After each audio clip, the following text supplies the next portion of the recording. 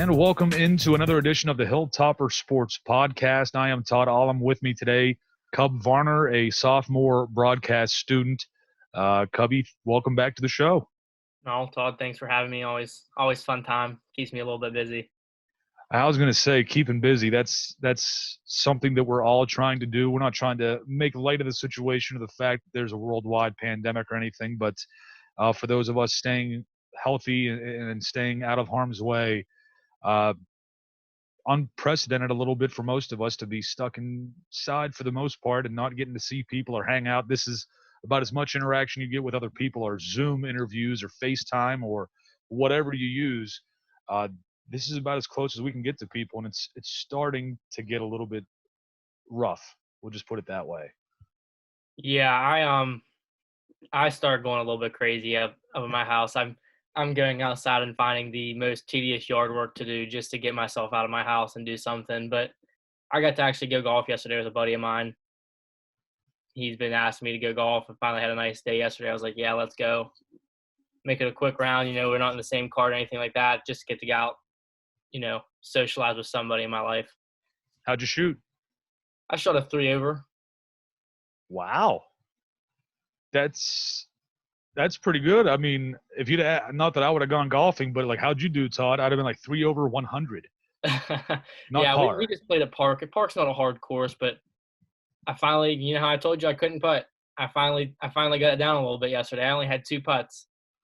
When I would get on the green, it was 2 putts or less. I was feeling pretty good yesterday. Wow, I'm proud of you, buddy. I mean, that's a pretty good accomplishment for guys that aren't consistent golfers. That's not too bad to be even at Wheeling Park. I know it's not the best course, but it's not easy for me. Yeah, it's not a super hard course, but I've played there a decent amount. But it's funny, we pulled in and I picked up my buddy. I was just like, I'll just get you on the way. Let's go. And I was joking around with him. I was like, if I hit the long ball good today, you're in trouble. I might beat you by 10 strokes. So I get in the cart and I'm driving back to my car to put my clubs away and I'm tallying up the scores. I go, what did I tell you I was going to beat you by earlier? He's like, was it exactly 10? I was like, exactly 10. Now, I'm going to ask, I don't know how often you go golfing or how many courses you've ever been to, but have you ever seen a hole like number 8 at Wheeling Park? The only straight uphill. If you want to talk, when Grandview had the par 3 up there, they had one like that. But I mean, it's a short one. I mean, there's that par. I mean, it's a par 4-8. I mean, it's a long hole. It's hard to play that one. And then you get up to the green, and it's a miserable green too. So that's probably the hardest hole. That's one of the hardest holes I think I've played anywhere, honestly. Well, my most familiarity with the golf course there at Wheeling Park is looking at it from the hockey rink. That's what I know from in the bubble too, the tennis bubble. For years, I had no idea what was inside that bubble, and it took until I think I was in high school before I finally realized, oh, there's a tennis court in there. All right. Yeah, I mean, I golfed at Wheeling Park since I was 8 years old, and I never knew what was in there. I was like, it's a bubble. I had no clue, Right. And then finally, I'm like, I'm 13, 14. And finally, I'm like, that's a tennis court? Like, what? But yeah, the ice rink when I was younger used to catch a lot of my golf balls. Well, the bubble caught quite a few of mine on 9 after that. Yeah, once I realized it was tennis, I'm like, I really don't care. I'm going to try to hit the bubble. That was when I was younger. My parents, they'd drop me off to go golf, or my friends' parents would pick us up, drop us off to go golf. We'd go on 9, and we're like, nobody can see us here. We're going to hit a couple off the bubble. We'd empty out our golf bags and take them out. Oh, the stupid things we do when we were kids, right? Yeah. Well, other than that, I mean, what else has been going on with you? I mean, class-wise, how are you keeping up with those? It can't be easy for any of the students where all of your classes are now online. Yeah, I've had online every semester, at least one course, and I can't stand it anyways. But now I'm doing all of them, and it's really rough. Being more of a hands-on learner, it's kind of difficult to just be entertained with class. I'm tired of them. I'm waiting for this last couple weeks to be done so I can just relax and not have to think about school. But then I jump into summer class, so that's not too much better. But yeah, honestly, it's just sitting home. I've missed class a couple times sleeping in, but can't wake up, and I play video games till Well, 3 o'clock in the morning. So, I'm gonna say that's no different than normal when you had to go to class usually, right? oh, absolutely not. I used to miss class for sleeping in all the time. That commute drive, sometimes you just wake up and you're like, I'm not going today. I'll go to my next one. And I Uh, made that decision a lot last semester. Kobe's told me a few stories when we had to make road trips for football and certain road trips like that. He's not the only one. We've had certain other students on our TV crew that have made sacrifices, and they've been somewhere the night before knowing they had to leave early from West Liberty to go to whatever away football game it was. And you guys showing up at a certain time, like for whatever reason, leaving too soon and getting there an hour or two early and just sleeping in your cars or sleeping, like, what are you doing? But it shows the dedication and the effort that our students put into making sure they're there on time, and they don't want to miss anything. And I really appreciate that from you guys, putting yourselves in situations I would not do. I would not have done at your age at all, not even close. Yeah, there was quite a few when I'd go up there and we were supposed to leave at 7, and all of a sudden I check my text or my emails and I see all of a sudden we're leaving at 8 now, and I'm like, it's 6:50 and I'm up here this early. I'm just gonna go to sleep in my car. I used to sneak in the Mac once in a while and go to the. I had to take my swipe card, go to the studio, and go take a nap in there once in a while. It's wherever I could find somewhere to sleep, honestly. And a couple of those were my fault, some of the time changes. But in my defense, the time change had been made 48 hours, 72 hours before Saturday. So it was known half the week before. They're just unable to check emails. It happened, I think it was the Walsh trip too, when Oh, we the were Wall supposed to Strip. go up and I showed up at 6:30. We're supposed to leave at 7, and I'm sitting there like, where's everybody at? It's 7 o'clock, and I look at my phone. I scroll through emails and I see Todd Allum, hey, we're not making the trip anymore. And I'm just sitting there like, are you kidding me? Like, what am I gonna do now? So I remember we had baseball practice that day at 11 o'clock, and I drove over to the clubhouse and I slept on the clubhouse floor for 4 hours. yeah, that was that one. Bella, our beloved TV truck, her engine died on us the day before, so we got late notice, not being able to go to the game. But at least nobody got hurt, anything like that. That was the good thing. Nobody got too upset about it. But we'll kind of switch gears here since we've got Coach Danny Irwin for West Liberty Wrestling on the podcast today. Uh, what a first season Coach Irwin and his team put in. I mean, you could tell right away that all of the wrestlers, everybody on the team, respected him day one. And this is our coach. This is our guy coming in after Mitch Smith. And Mitch, what a great job he did of building the program to what it was before Danny Irwin came in. And even Coach Irwin will tell you that, a lot of credit goes to past coaches of West Liberty Wrestling to where they can be at the point that they're at now. And, Coach Irwin can continue to build on what was already there. And in his first year, boy, they did extremely well. It was a lot of fun to watch. The big names, the Darius Bunches, Cole Leas. Um, it was a lot of fun to get to broadcast those. And Cubby, you've got some experience in wrestling yourself as a youth. What did you think of the West Liberty wrestling team this past season? I mean, the first home meet they had, we go in and I'm just watching them. I'm like, these guys know what they're doing big time. You can tell Coach Irwin sometimes didn't have to tell them what to do. They just kind of knew the game plan. It's like they had a game plan set up and they just perfectly executed it a lot of times. Um, but you just see him, you talk to Coach Irwin, you can tell about it's a big respect factor in him. Just talking to him when you just I sneak by his office once in a while, like, hey, can talk about certain things coming up with the meets and stuff like that. And it was always a respect thing. He always made time for you. If you didn't have it then, he'd say, hey, come back at this time. Um, and you can see with the wrestlers too. They all have that same respect factor for him and for other people on campus. You can see it a lot of times. And the skill those guys have right now, I mean, they have a lot of skilled wrestlers, and there's not much you can say but how good they've really performed this year.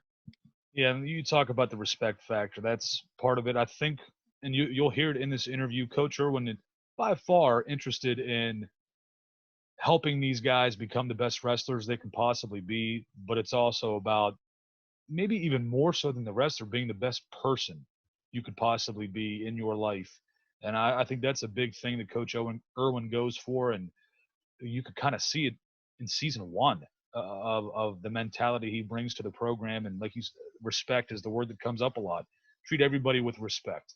And you saw that from opposing coaches after every match, going up, shaking the hand of an opposing coach. And everybody does that, but you can tell it is a serious, serious thing for Coach Irwin. Like, this is how we are going to do this. I don't care what anybody else does.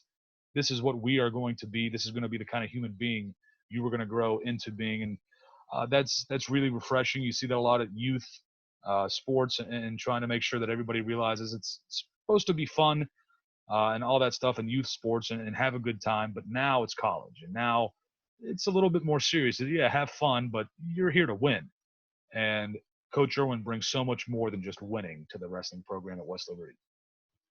Yeah, as a coach, that's what you like to see, is a guy who wants you to succeed in life more so than just on the mat or on the field. Most of the coaches up at West Liberty, you can tell, have that factor, and I'm like, they want you to succeed as a person. You're only there in college for 4 or 5 years playing for the team. If you redshirt 5, obviously. So it's not hey, you're here for these couple years and then I don't care about you anymore. We have every sport almost has alumni come in all the time. The baseball team, we have our alumni game every year. Coach Burkle's still keeps in touch with all of his alumni. That's one thing he cares about you. Coach Irwin, you can tell, cares about his guys, and it's a big, who are you after this 4 years I have you as an athlete, that I can help you become that better person that you want to be when you're growing up. And honestly, can't say enough about the wrestling program. And it's only been the 1 year with Coach Irwin, but even before that with Coach Smith, really, really building and continuing to build and making their name, making way. And there's no doubt in my mind Coach Irwin is going to get the Toppers over that hump and continue to move forward after that. I don't think he's got the mentality of, okay, we hit this certain level of where we wanted to be. We completed that goal, so it's over. I don't see that happening. I see they get to whatever goal they're at, they're going to create another goal for themselves, and that's just how they're oriented. It's how they're made. And with that said, we've talked enough about the wrestling program. We've talked enough about Coach Irwin. Let's hear it from the man himself, Coach Danny Irwin, on the Hilltopper Sports Podcast. And Topper Nation, we've got him, the head coach of West Liberty Wrestling. Coach Danny Irwin is with us. Thank you so much for taking time out of your day to be on the podcast. Well, hey, thanks for having me. I'm looking forward to chatting with you, and obviously, talking about all the great things going on with West Liberty Wrestling. Yeah, and this year, wow, what a great year it was for the Toppers. But before we get into that, knowing that the quarantine and the pandemic is going on, how are things with you and your family? Good. It's challenging. So my wife, she's a physical therapy assistant. So she's, considered essential personnel. She works at the Peterson rehab, hospital there right behind Sheetz gas station there in Wheeling. And so, it's challenging, treating, patients room to room. It's creating a higher physical demand on her than what her job already entailed. And just, but it's awesome, like for her and patients being quarantined, to their room, that I'm sure for her, she's a bright spot in their day, that, when she comes by with her personality and stuff. So, that's been a tough thing. And, then for me, wrangling a 5-year-old, daughter and a 2-year-old son, and, sometimes a dog that wants to go in and out of the house now that he has people home with him all day. But it's been fun. We're moving the program forward, and at the same time getting some extra quality time with the kids, which I would be just kind of taking advantage anyways at this time of the year, coming off of a grueling season. But, I'm appreciative of the time that I get, while at the same time being conscious of, what's going on in the world right now. Yeah, and before we go anywhere else, I want to give a big thanks to your wife, not just from myself, Topper Nation, anything, for everybody that is in a position that she is in, healthcare worker. Honestly, when we go back, we are old enough to have known what was going on when 9/11 happened and things of that nature. The healthcare workers right now, they are the first responders. They're every bit the same as the first responders, 9/11 and attacks like that. So a huge thank you to her and everybody that she works with, and people, all the health care workers out there. um, you're sacrificing a lot right now, and at a time when everybody else gets to be with their families, they're putting themselves in danger. Yeah, it's definitely one of the things that, I'm appreciative just of her job and her coworkers and just, the people in general that they are putting themselves at risk. But, they also, going through the school and to get the degree and earn the certifications that they did, it wasn't about getting certain, it was about serving people. And obviously something that, I hope our guys just in our program, continue to be appreciative of and want to emulate of just, when you serve people at a high level, life has a very higher meaning to it. Well, that being said, I guess we can move into some wrestling stuff now. Again, what a great first year you had on the Hilltop. I mean, just tremendous going through some of it. Cole, Leia, and Chase Logan both moved on to nationals. Unfortunately, obviously, those got canceled just like everything else did. What was your reaction, the coaching staff, and the team's reaction to everything being put on hold, not just on hold, but canceled for the year? Yeah, I mean, so we were in South Dakota. We practiced one day. The next day, that Thursday, we had some coaches meetings. So I was in coaches meetings. I expected actually the tournament to be canceled when we went to those meetings because we had just heard word that I think the NAI National Basketball Championships were going on in Sioux Falls too, and they were in progress already and had been canceled. So in those meetings, I expected them to be announced it was done. And, sure, we go through 2 hours of meetings and they're saying it's on, we're wrestling and, tomorrow morning. And, at that same time, our team was coming over to get a workout in. And, we were, they were kind of expecting, they were hearing some of the things and the guys it's on. So, they get amped up to practice and they think, hey, we'll get these last few pounds off. Not so much Chase as in Cole, Chase being a heavyweight, but get these last couple pounds off and, they're very tuned in to being ready to go for tomorrow. And we were like, 5, maybe 10 minutes away from being done with our workout and, the haze in the barn. And, they made an announcement for all head coaches to come to the table, which at that time, as soon as they made that announcement, everybody in the arena knew what was happening. And, very, very difficult thing to share with those two guys and just really process at the time that, wow, the thing that you're working towards the most is kind of obviously the conclusion of the year, and it's right in front of you, gets taken away. So it was challenging. Yeah, and I wonder what the mindset for those two guys, knowing that opportunity was there at Nationals. And again, it's not like they wrestled poorly and lost a match, nothing like that. It was just, taken away. And again, under the circumstances, maybe at that very moment, even for me, when stuff started getting canceled, I'm thinking, are we overreacting a little bit? But very quickly it became apparent, no, this needed to be done to protect a lot of people everywhere. So it's a tough pill to swallow, even though it is acceptable. But in my mind, I wonder how much this motivates everybody on the team, not just Cole and everybody else that has done so well this year. Having that opportunity taken away without a poor performance, does that make your motivation for the following season even greater? I think it makes the motivation greater. However, that was one of the things, you get through, delivering that message to those guys. And we've had some other guys out there training with them to help them get ready. And goes back to what we, talk to our team about on a very consistent basis that, 2 days in March isn't really what defines us, having a higher mission in life that, being a national champion, that's not what you want to be remembered for. You want to be remembered because, you were a great teammate and you served your team, you served your campus and your community, and that generally you're a good person. And, and if you're getting remembered for because you're an All-American and that's what people remember you for, well, man, as great as that honor is, that's not what you want to put on your resume, so to speak. So, it reinforced some of those messages that, we consistently remind our guys on what type of lives we want them to lead and live. And, but then, too, for a guy like Chase, he's not going to get another opportunity at this, it appears.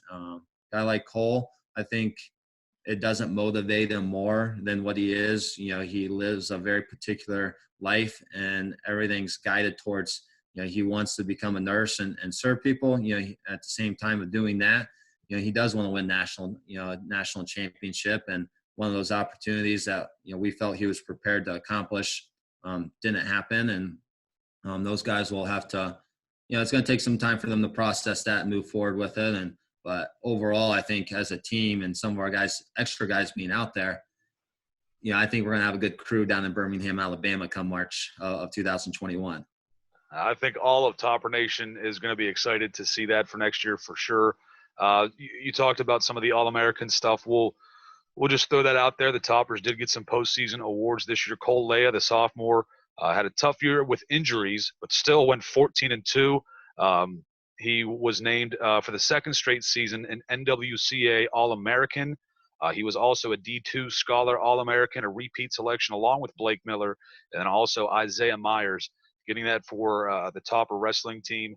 That's not unbelievable, but it's becoming a trend, and it's not just in wrestling. It's become a trend in a lot of sports at West Liberty, where they really are student first, athlete second.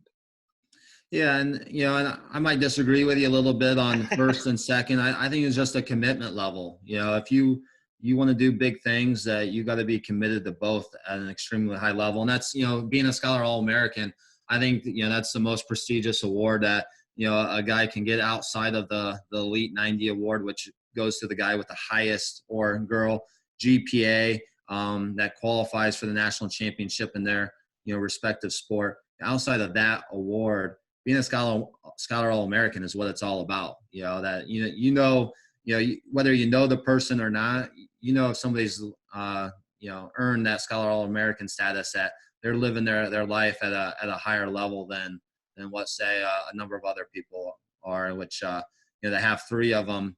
And we had a few just missed by literally like 0.05. Is awesome. And I think it's just the tip of the iceberg that I could easily see that number double for us and continue to put us on that upward trend. We'll switch gears a little bit, talk about some of the other wrestlers on the team. Darius Bunch was a big name for the Toppers for a while.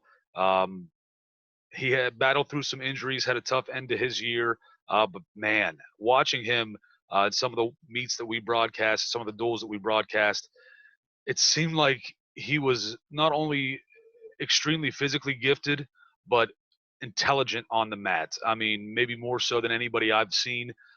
He would go into those matches knowing this is exactly what I have to do to maximize the amount of points that I can earn.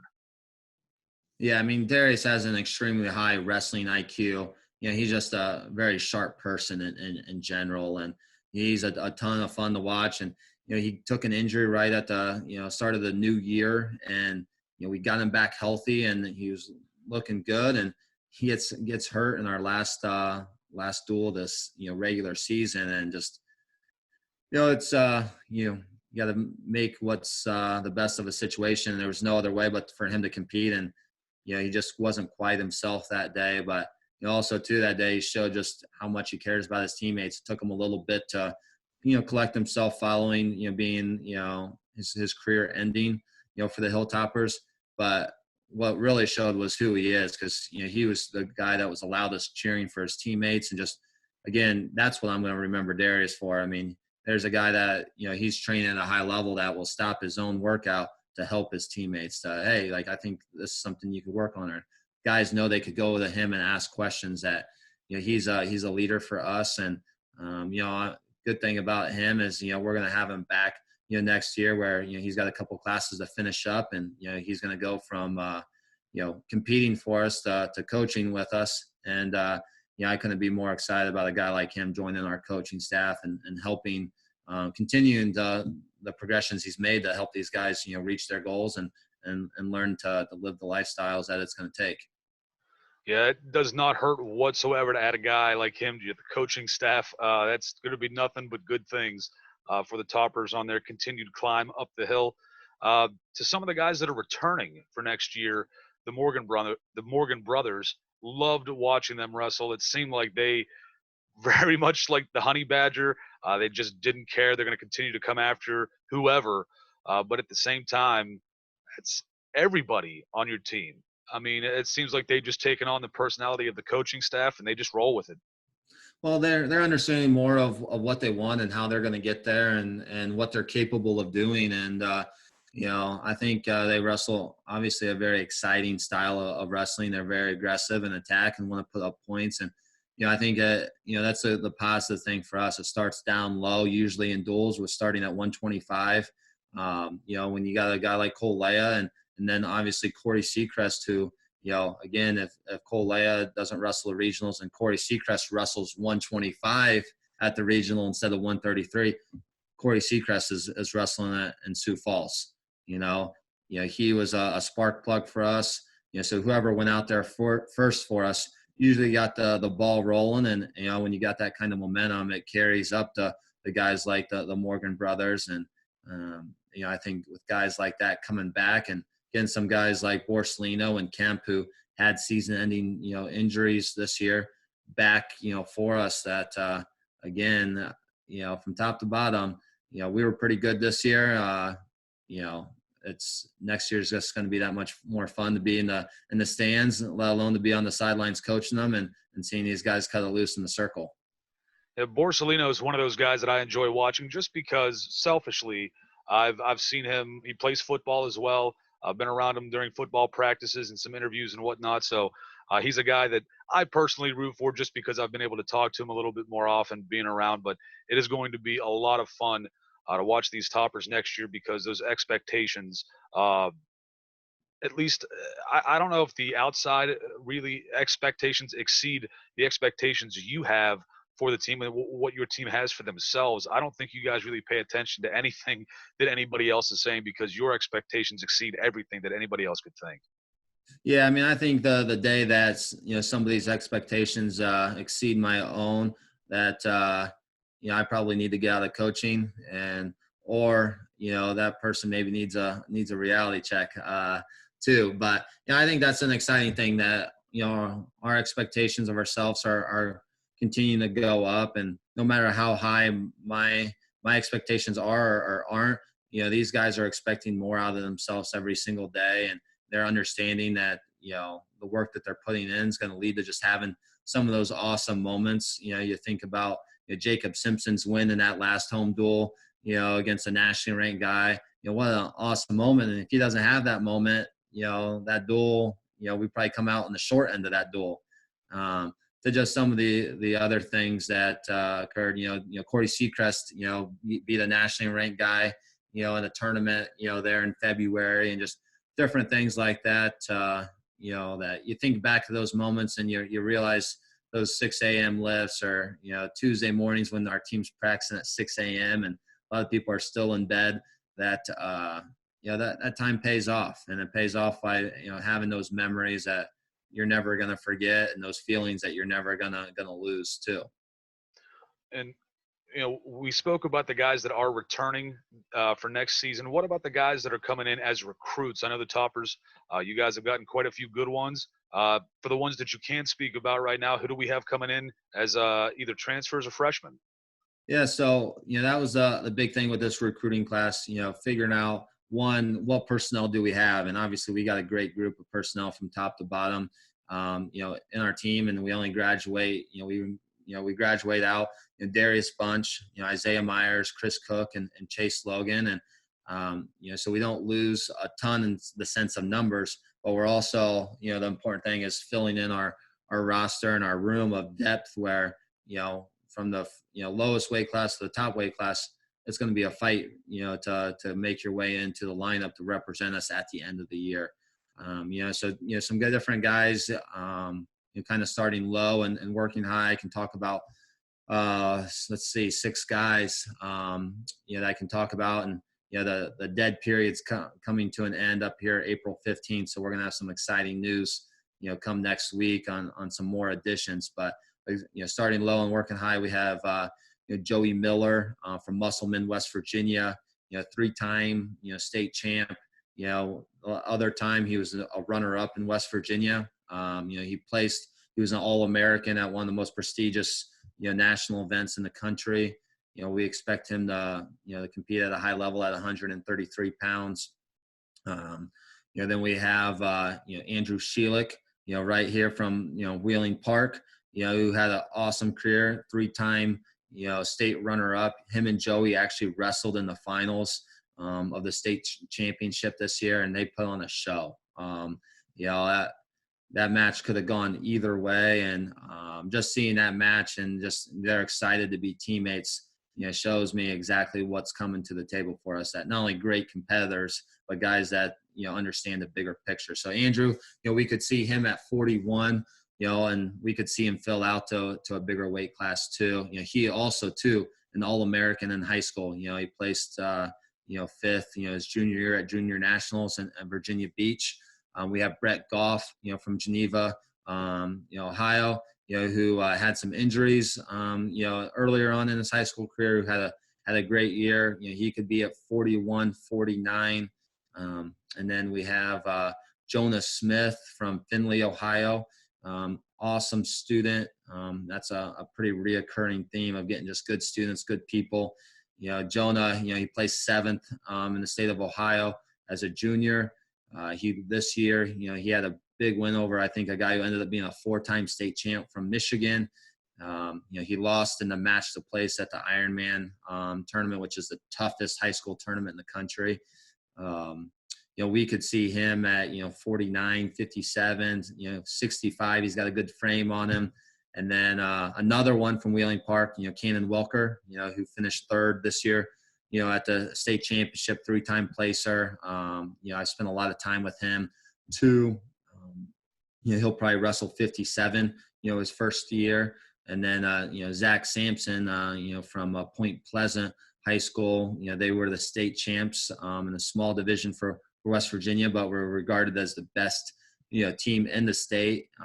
We got some alums down there leading the way for that program. And, just like Wheeling Park and, Zach, he was state runner-up at 160 this year, and we project him to continue to get bigger as these guys give him a chance to mature. But those are the first 6 that are signed, and we got another stable of guys. Right now, we have another 6 guys in the fold, and we plan on adding a few more. And if you follow us on Twitter or Instagram, you're going to see those announcements start popping through, and some of those commitments that we haven't, I can't talk about today. Now it's, the Hilltop is getting stronger, and the probability of us hunting down a NCAA team trophy is just, it's getting better every single day. And I can't help but think that just that competition, you continue to bring talent in. Competition breeds greatness. And you get that many talented guys together. Nobody wants to lose anything to anybody. They're all competitors. This is going to be something special you're building here on the Hilltop, and I don't think any of us can wait to see that. Well, it's a simple recipe, right? You get good people that care about their academics, that want to develop in all facets of their life. I mean, that in a nutshell is what we're looking for. And those 6 guys and the guys that will be signing their NLIs, next week, represent that at a high level. And it makes coaching these guys fun. We're not babysitting guys. They know why they're coming to the Hilltop. And, I think they're going to be just, a strong part of our campus and, great representatives of our institution to shine, a great light on what we're doing up there. And you're a huge part of that. The whole respect part of the game. Respect yourself, respect your opponent, the official, respect the game. I'm not going to mention names of who it was during one of our broadcasts and during one of the duels. One of your wrestlers, I think he was beaten right at the very end, shook the other team's coach's hand. It was a quick one, came back. You told him, gave him a little talk, go back and shake his hand for real. He did, showed that respect, and moved on. The match moved on. The duel moved on.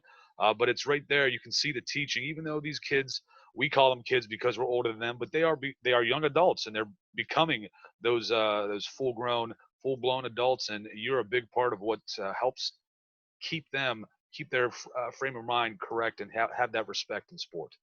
Well, I appreciate that. That's something that, they're not perfect, and I'm the furthest thing from perfect. We all make mistakes, but I think us holding each other accountable, and sports is just it's an extension of life and the lessons that you're going to learn, and nothing's going to go our way every day of the week, and but at the same time, that's why we our hashtag, that climb the hill. It's a mentality that you're gonna you get up and you're ready to climb every single day. That whether it goes perfect or not, you're going to lead a very productive and very, fruitful life that is going to lead to really good things, and just make the work that you put in worthwhile. But at the same time, not lose sense of, one, representing yourself, representing your family, and representing West Liberty as a whole. And, we have a standard that these guys are going to meet day in and day out when it comes to those things. Coach, you're going to make me want to run through a brick wall right now. I was not anywhere near good enough to be a wrestler. You guys, every single one of you would have tied me into a pretzel and just left me there. But if you were a coach in football or a sport I played, I would have run through a brick wall for you in a heartbeat. With that, you got my blood flowing a little bit hearing you talk. This year for me, for the wrestling broadcast, we had Scott Jackson and Doc Welker come in. Huge thanks to you for that, bringing those guys in with you, because boy, did I get an education in wrestling. And they did such a great job of having that wrestling knowledge, but be able to convey it on the broadcast side so everybody at home knows what's going on, but also the entertainment those two brought together. They mesh so well. They came in with me and worked so well right away. I can't thank you and thank those two guys enough for coming on. Well, we appreciate the support that you provide and that the university provides to give us a platform to showcase our skills, but to have somebody like Doc, and for the record, I did get him that hat, so he better be sporting that hat because those did come in. It took some time, but yeah, Doc, he's like the grandfather of wrestling. He means so much to the state of West Virginia. So to have somebody with his pedigree, on the mic for us, along with Scotty J, they balance each other really well, and with the addition of yourself, that again, we're blessed to have people like that surrounded with our program, and that it's not me, it's not Cole Leia, it's not Darius Bunch, it's a collective group of people coming together that is making this fun, and that's what I think those broadcasts, I got a lot of just great comments from people. Just, man, I really enjoyed the broadcast. The wrestling was good, but the broadcast made it a lot. And so I'm just appreciative of those two guys. They're excited about this upcoming year, and I think we're gonna produce a really good home schedule. We got UPJ, is actually locked in. If you want some breaking news, UPJ will be our season opener. I think it's like Wednesday, November 4th or something like that. So we got UPJ coming in. We got Ashland coming in, another top 10 team this year. We got Notre Dame coming in, another top 10 team this year. And then Baldwin Wallace, a top 10 Division III team, this past year, that along with the MEC championships coming back, that, yeah, we're going to get a lot more Doc and Scotty J on the mic. And, obviously a shout out too, right, to Mark Delbrug on doing the announcing for us. That, again, you come up to the Hilltop, you're not only seeing good wrestling, but you're there for an event, and it makes it fun. Absolutely. So Mark, a huge part of that. I got to give a shout out to Rex Lancaster as well, helping out with a bunch of operation stuff. If you see a West Liberty sporting event live, if you go to one, Rex has a lot to do with setting up all of that stuff. We got to get Rex on this podcast at some point. So here's the first call out. If Rex watches this one, I'm calling you out, Rex. I want you to come on the show. I know he's busy right now. He's got a tough job, but huge thanks to Rex for all that he does as well. And again, back to Scott and Doc. I don't know what I would do for our broadcast if they weren't around. A huge part of our broadcast in wrestling is Scott and Doc. So a huge thank you to them. Big shout out to, I think just our support staff, guys like Rex, Don, Christina, who works in that department. They just put a lot of work into just, our maintenance people. We made a lot of, upgrades to facilities and different things. And just, that was one of the things that stuck out to me, when I was looking at coming to West Liberty, was just the people. The people on the Hilltop are first class, and just, it's a family. They're easy to talk to. They're easy to work with. Our recruits, every time we have a recruit on campus, Dr. Griner comes down and greets them. How many universities have, their president coming down and spending that time with people that, he might never ever see again, that might never come back to campus again. But again, the people at West Liberty are just been phenomenal and have made this year just, one again that, a lot of people think records are all numbers when I think it's based on people that, man, this is a year I'm never going to forget because of people like Rex and people like Don and our athletic director, Mr. Allum, that just, everything that they talked about when I was on the Hilltop, checking things out, like, man, it was that much and more, and just has made this year a ton of fun. And, I'm looking forward to the many more years to come. Yeah, Coach, I can't agree with you more on that one. With the players or the wrestlers you have here that are returning for next season and the ones that you have coming in, Topper Nation, there is nothing but excitement, and it's just going to get better and better as Coach Irwin continues to build this program. You've done a tremendous job. 1 year, and look at the things that you've been able to do. I think that's kind of what everybody at West Liberty was hoping for. You came through and did it. A huge thank you to you and a ton of respect. You've earned it this year, and hopefully people around, I know West Liberty know this, and probably around the conference as well, since you've had to coach against them and beat them more often than not. So you're earning that respect more and more, and I can't thank you enough for that. Well, I appreciate that, but it starts way back, right? Our tradition, our alumni guys like Coach Monceau, who I talk to on a regular basis. Just so many people have put so much effort into making West Liberty wrestling what it is and helping make the university what it is. That I'm a benefactor of that. The guys currently on the team are a benefactor of guys like Scott Shipman and guys like that, and Coach Monceau, and just a number of people that have really put the work in, and just Coach Smith. I wasn't left a bare cupboard by any means. He had some just really good guys in this recruiting class. Jacob Simpson, I think, won like 30 something matches as a true freshman. Jamie Ward, those were a couple guys that Coach Smith brought in that gosh dang, like those couple guys, they put smiles on my face just thinking about the what kind of people they are. And so I'm a benefactor of a lot of work by guys like Coach Smith and Coach Monceau, and just a number of different people, alums that they live for West Liberty and West Liberty wrestling on what it did for them in their lives, and we're just trying to continue that tradition and build on that legacy that they started. And not that it wasn't a good year, but that year was set up by a lot of bricks being laid by a lot of other people that we're just going to continue to look to lay them down ourselves. And for the folks at home that want to get to know Coach Irwin a little bit more, just a little background info for you, or going to ask you about it. Growing up, was wrestling always the number one sport? Did you play any other sports? Yeah, I played baseball. Growing up, I really liked baseball, liked basketball. Actually, in middle school, I played basketball. You could do basketball and wrestle, from in the winter season. And so but I was 5'4", like 100 pounds, 8th grade going into high school. And I almost played basketball in high school. I really liked it. And, I ended up wrestling, and now here I am, I made a career of it. And, but yeah, I love baseball, played baseball up through into high school a little bit, ran cross country. Again, I was pretty small, my first couple of years in high school, but I just like competing. If you want to play some ping pong, like I'd be down to play some ping pong.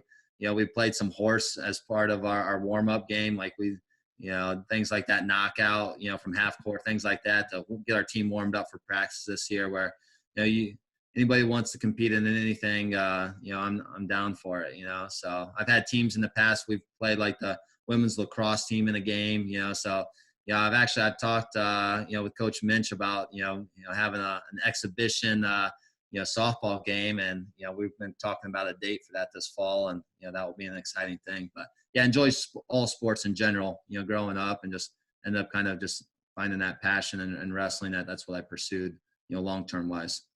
Well, if that exhibition happens with softball, you have to let me know. We may not be able to put on a full broadcast like we do with other sports, but we may be able to get a camera down there for some shots, almost like a news coverage. Get a little 3-minute news package. on those kind of things. I'd love to get a wiffle ball tournament going up at West Lib when everything clears out and everybody is healthy again and can come back, whether it be just coaching staff or pick the 5 best from every team on campus. Pick your 5 best athletes that you think would be good at wiffle ball. We'll try to set it up somewhere. That would be fun for me. Also, for you growing up, not just what sports you played. Were you a college sport guy? Were you professional sports? Who were your favorite teams and favorite players? Yeah, so like growing up, I'm originally, from Northeast Indiana. My wife's, we grew up, about 15 minutes apart, and so grew up big Notre Dame football fans. My teams when I was younger, the struggle. I was a Chicago Cubs fan, big Andre Dawson, Ryan Sandberg fan, like those guys. And then football, I liked the Detroit Lions. I was a huge Barry Sanders fan, and just again, the way he played the game, and just extremely fun to watch. And they've had obviously some hard years, but hey, they've sprinkled some playoff appearances in a couple of times over the last 5 years. So I think they got another one in this year, but yeah, definitely enjoy those sports. Like my wife, we don't miss watching Notre Dame football. Like, that's one of the things, like Saturdays we're watching that game, So. Well, I'm a Mountaineer fan. I grew up obviously in Wheeling, West Virginia. So Mountaineers, I was only 4 or 5 years old. Was it 88 or 89 when it was WVU and Notre Dame in the national title game? Well, yeah. Major Harris was our guy. Didn't have the game, didn't have a great game. Notre Dame kind of helped with that just a tad. In high school, I had a math teacher who's a huge Notre Dame fan, and he is a painter. He does a pretty good job. So up on his wall in his room was the scoreboard, basically, letting everybody know that was a Mountaineer fan. Notre Dame had this. West Virginia had this. We won. And it's just like every time you walk into his room, a punch to the gut. Like, thanks. Appreciate that one. Yeah. I had a Wake Up to Echoes Notre Dame football poster above my bed growing up. I actually still got it pretty wrinkled up now, but I'm actually planning on framing it that way. Maybe put it above, Addison or JP's bed as they're growing up too. Andrea will like that. Well, happy wife, happy life. That's right. That's right. It's probably why I don't have a wife. I will say this. I'm right with you on the Barry Sanders stuff. Growing up, I loved Barry Sanders. I still remember where I was when he broke 2,000 yards. Was that 96 or 97? Oh, gosh, dang, at that time I was about 13 years old. So yeah, I got so much wrestling packed in my head between now and then. I don't know if I could locate the exact year, but that sounds correct. I had a hockey game that night, and I can remember I used to just dress at the rink usually, whatever, then go out. This time I didn't want to miss Barry getting 2,000 yards. So I dressed at home, full gear, skates on. I think I put my helmet and gloves on in the car, and I walked down the ramp, just took the skate guards off and skated right onto the rink because I had no time to get into the dressing room or anything. I was staying home to watch Barry get that 2,000 yards.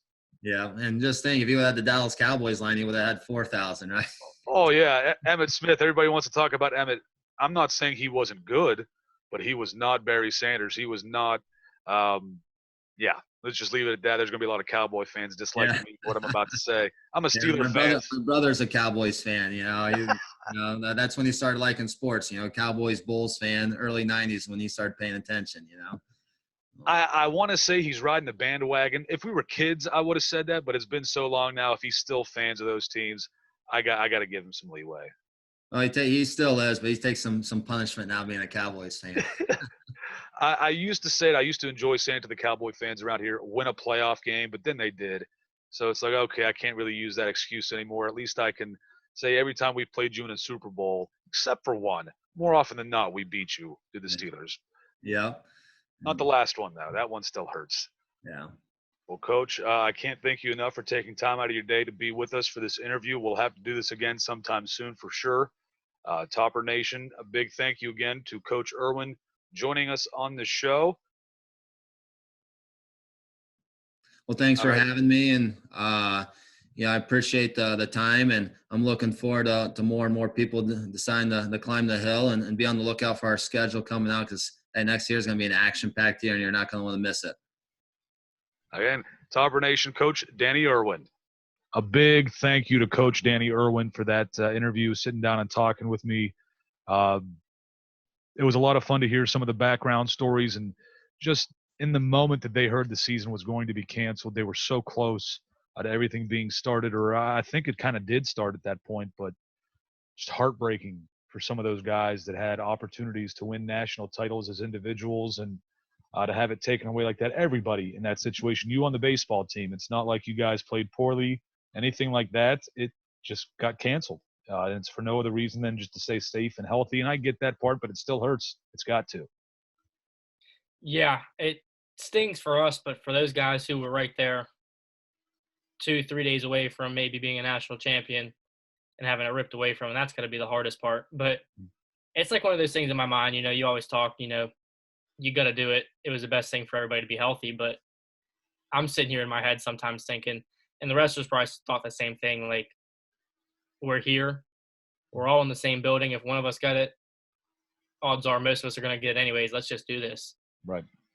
And that's probably the way a lot of kids were thinking at first before a lot of things really came out about it. Like, really, we're here. We made this whole trip. Let's just do it. And I'd honestly, the biggest thing that I'd want to know, because I know it's a team and they do have the team scores and things of that nature, but it's also an individual sport. And when you're out there on the mat, there's nobody, you can't tag somebody in. This isn't WWE wrestling. No. You can't do that. It's you.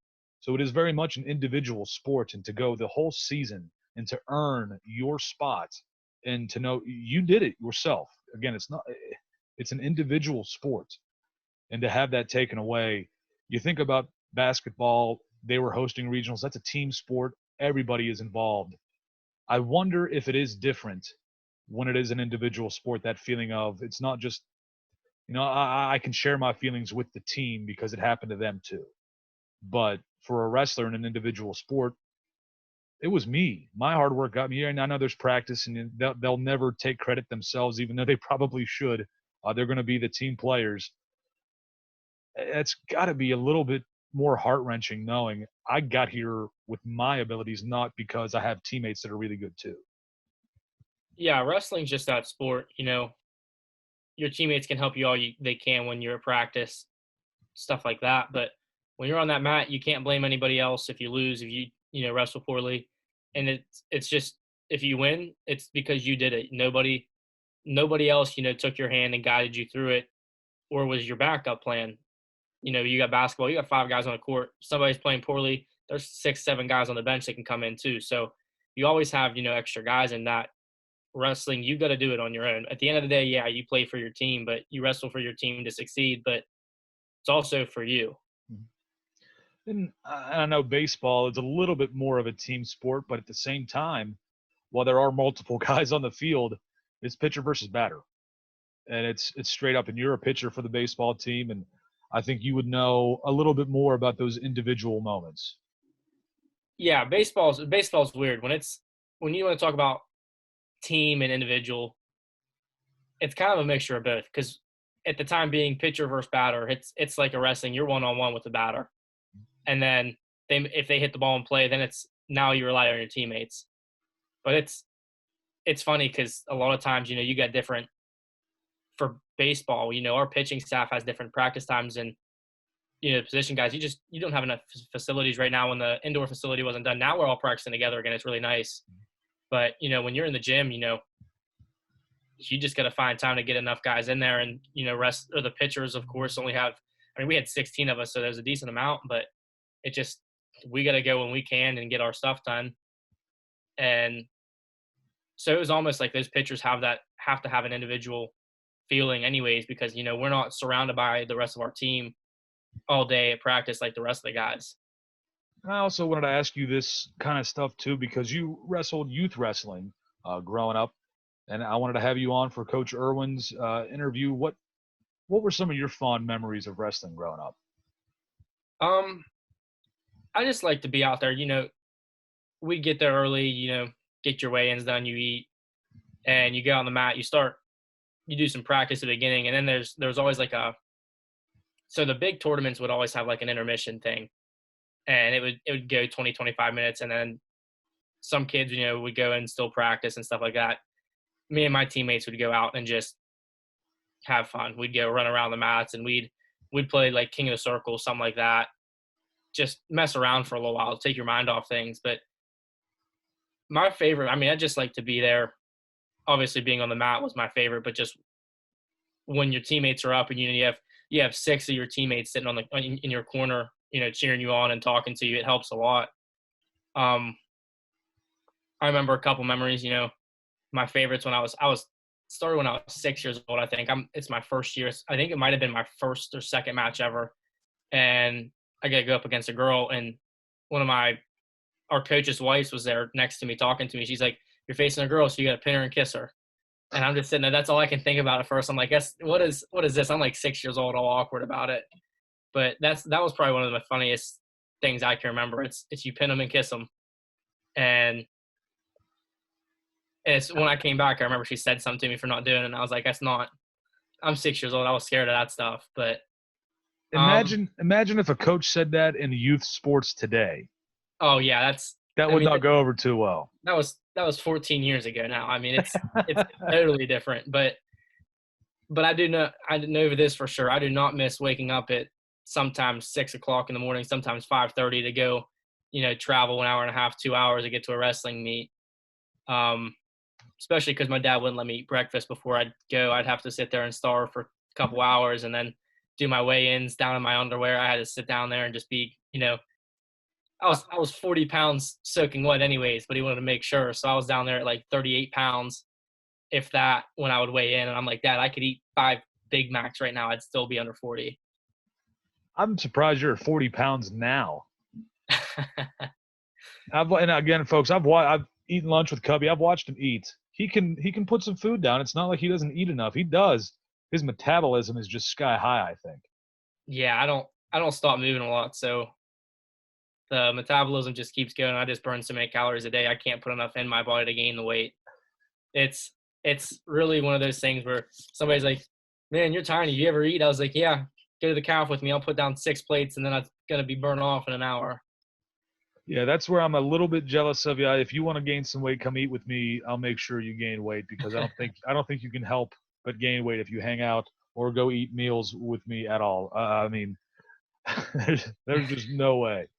Again, going back to trying to keep ourselves entertained while all this quarantine stuff is going on.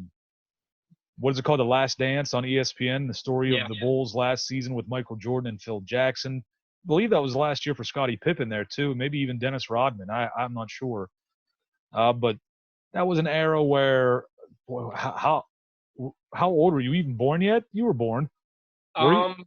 With the Bulls, no, I don't think I was maybe a year old. I think he retired in 01, 02.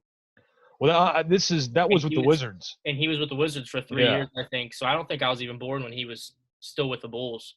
Wow. That's incredible to me. You guys missed out. I was lucky. I was born in November of 84. So I was there at the very beginning. I was born at the very beginning of both Michael Jordan and Mario Lemieux's careers. So I was unbelievably lucky. Maybe if I was a little bit older, I would have been able to, watch their whole career and remember their whole career. But, growing up, it was all Michael Jordan when I was a kid. I mean, on all the commercials, I want to be like Mike, all that stuff. Michael Jordan was the man. The Bulls were the team of all the sports. Everybody went. I'm not saying this just because you're a Cowboys fan. You and Pat Robinson would get along talking about this, but I know the Cowboys were the Cowboys in the early 90s and all that stuff, but nobody was above Michael Jordan and the Bulls. No team, no sport, nothing. Yeah, and still when you talk about sports teams of eras, there's very few teams you can even compare with them still. You can put the 2010 New England Patriots in there, all the Super Bowls they've won. Besides that, I mean, you can talk the 2000s, early 2000s Lakers with Shaq and Kobe. Right. But besides those two teams, really, you can't compare anybody to them. I heard somebody talking today before we filmed, talking about those kind of things with the Bulls in that era. Scottie Pippen went on and played with the Portland Trail Blazers after the Bulls, and that was right when the Lakers started to win. They took the Lakers to Game 7, and the Lakers squeaked by, barely beat the Blazers in those years. And Scottie Pippen was, again, not in his prime anymore. He wasn't the best Scottie Pippen that there ever was, but he was still pretty good. So if you try to put those Lakers teams against that Bulls team, who, Scottie Pippen with the rest of the Blazers almost had the Lakers, but you put Scottie Pippen with Michael Jordan and the rest of that, Phil Jackson, the rest of the Bulls, it's not going to happen. You're not going to beat them. And I think that's why, and you even mentioned the Patriots, and I agree with all the Super Bowls they won and all their success. They've lost Super Bowls. Yeah. I don't think there's a chance that Phil Jackson, Michael Jordan, that team lets anybody beat them if they make it to the finals. They're not going to be beaten, and they proved it. Yeah, that's definitely a big feat to have. 6-0 in the finals is something you can never take away from that team. Honestly, it's just hard to think about sitting there. I love it, but I hate it when I get in arguments with friends of mine. Who's the best ever? You can't really compare. You see it now. You look at the way basketball played now, and the way it was played then, and even in the early to mid 2000s. From when Kobe played after Jordan retired. In that era, it's 3 different styles of basketball was played. You hear LeBron's the best ever. Yeah, well, he's been in the league longer than Jordan was in the league already. Yep. He's not. He's almost to Kobe, and how long Kobe was in the league. So I mean, it's just it's an argument of how basketball was played back then compared to now. Back then you played true centers. Now you don't have a true center. You have guys who are 7'2" going out and shooting a 3 and hitting it. Back then you didn't have anybody like that. The select few. So basketball is a different game. Back then, Michael Jordan couldn't just run to the middle and have an easy layup. LeBron James has that luxury of, hey, if I can take you to the hole, I'm going to score. No doubt about it. So it's a lot to think about when you want to talk about who's the best ever. So it's really hard to do. And my thought is all of these guys that are in the conversation for best ever, it doesn't matter what era of basketball you put them in, they were going to be one of the all-time greats. They would have adapted to whatever way the game was played, and they'd have been just fine. And they were going to be, no matter what, be the best in that era, in that game. That's just kind of who they are as people, who they are as competitors. And I still find it funny that Michael Jordan was doing a little bit of damage control before it ever started before the first episode even aired. Like, listen, there's going to be a lot of people out there that are not going to like the way that I treated my teammates and the way I said things to people. And you know what? Not that they were as bad as Michael Jordan, but I knew guys like that in high school sports. And it's comes down to how much do you want to win. And with Michael Jordan, he was playing professionally in the NBA. These guys are getting paid millions a year to do this stuff. So, yeah, if you're not at your best, I'm going to be a little bit upset with you because you're getting paid a lot of money to play a game. So you better be ready to go each and every night. Yeah, but I mean, back then you didn't have the social media aspect of it. Now you have social media. You don't think Kobe Bryant didn't do that to people? I've seen videos of him walking out on practice saying, they weren't worth his time. Or, LeBron's definitely hard on his teammates too. When you're that kind of competitor, you want to get your guys to their very best. You're going to push them to be the best they can be because obviously you want to win. You're the best in the world in your time. You don't want to lose. So you're obviously going to push your teammates, whether it has to be a nice way or a mean way. You're going to do it. And, my favorite is hearing stories of I don't know if you've ever seen it. Muggsy Bogues talked about how Michael Jordan ruined his jump shot for the rest of his career.